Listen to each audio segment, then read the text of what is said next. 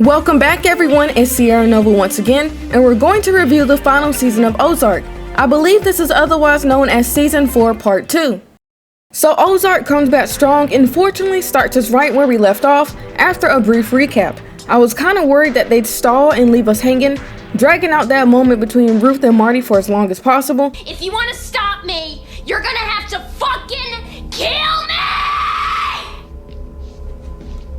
But thankfully that didn't happen. Immediately Ruth is driving and we see her feelings and emotions start to unfold. She's angry, grieving, and more importantly she's hurt. And I can't say that I blame her. Ever since Ozark started, it feels like Ruth has been losing person after person to the point where she doesn't have much family left except for 3. Ruth wasn't half as angry over the other losses, and maybe I'm wrong, but I think Wyatt's death hit her a lot closer to home than the others, and that's why she was willing to kill over him. Javi didn't even see it coming, and this surprised me. Similar to what Marty and Charlotte thought, I also didn't believe that Ruth would actually go through with it. Especially seeing as Ruth backed out the first opportunity she had. I honestly thought she would go home just like Marty asked her to, but instead Ruth kept pursuing Javi as promised in the last season. This time around, Ruth put the birds and Claire in a bind as Wendy ended up baiting Javi over on Ruth's command, knowingly leading him to his death. But what could Wendy do when Ruth had a gun and was hell-bent on getting revenge? Javi, unsuspecting, came as asked and was gunned down before he could even stop walking, let alone process that he had been set up.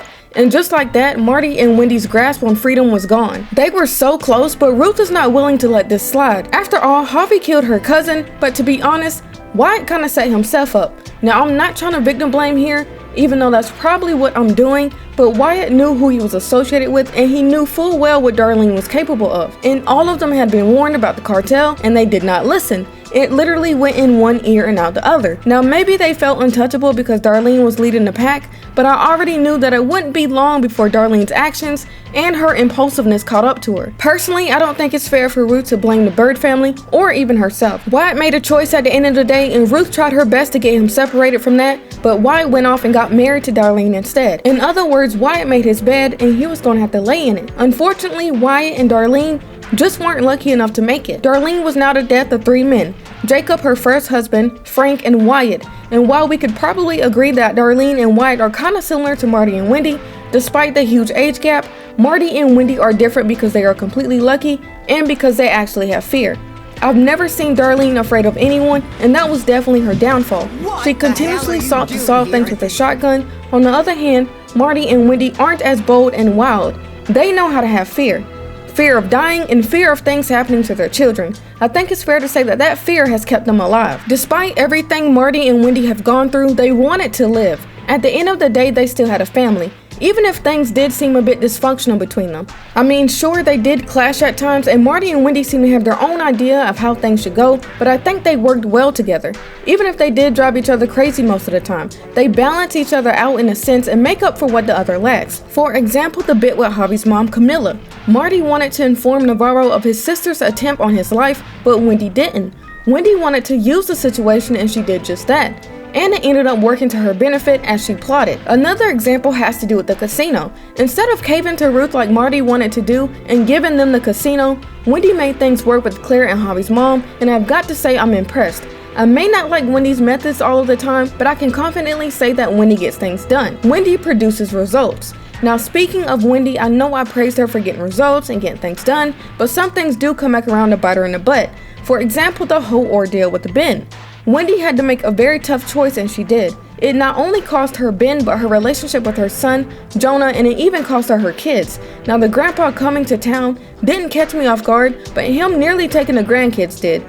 But obviously I agree with the grandpa. Charlotte and Jonah are far safer with him than with Marty and Wendy, and that is facts. After all, these kids were mixed up with the cartel, and that's a pretty big deal. If something happened to Wendy and Marty, they would have nothing but each other, and they shouldn't be any more involved than what they are already because it's not healthy or safe.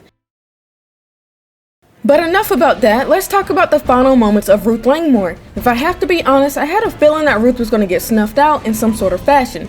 After all, she had snuffed out a cartel member, so that's not all too surprising.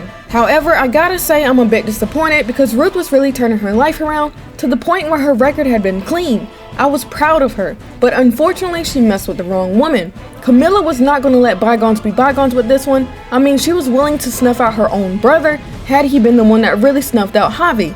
And I gotta say, Camilla is a different beast altogether, especially when we saw her stare down Marty, Wendy, and Claire, all but demanding answers and the truth. As I suspected, Claire ultimately cracked under the pressure, revealing that it was Ruth that snuffed out Javi. I honestly thought Claire was gonna rat out Marty and Wendy, but she didn't. She surprisingly kept that bit to herself. Once Camilla had the answer she wanted from Claire and found out that it was Ruth, Camilla turned to Marty and Wendy, who were at the same table, and threatened to snuff out their kids if they so much as looked at Ruth. To be honest, this was kind of a heartbreaking scene, but it was nice seeing the birds powerless for once. For once they were met with a problem they couldn't solve or talk their way out of. Not with this one. Camilla wanted blood for what happened to Javi, and she definitely got it. I have really enjoyed this series as well as the wave of emotions the show has brought on. To be honest, I wasn't sure if Marty and Wendy were going to make it out alive, but by some miracle they were able to. At this point, they had been through so much together as a family that they were closer than ever, and we saw that when Mel came face to face with Jonah's shotgun.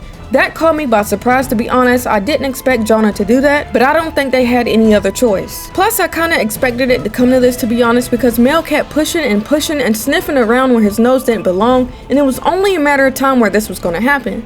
Anyway, this series is definitely a must watch, as it had turns and twists that even I couldn't predict. I honestly loved every bit of it, and I feel like the writing is done really well here. So much so that I don't think I have too many complaints. This show did an overall good job keeping me on my toes and keeping my attention the entire way through. While part of me is sad that it's over because I have to try and find something else to watch, I'm very much content with how it ended.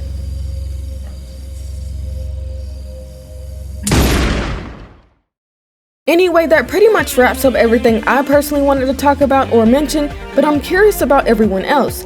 What did y'all think of Season 4 Part 2? What did y'all think about Ozark overall? Let me know down below in the comments.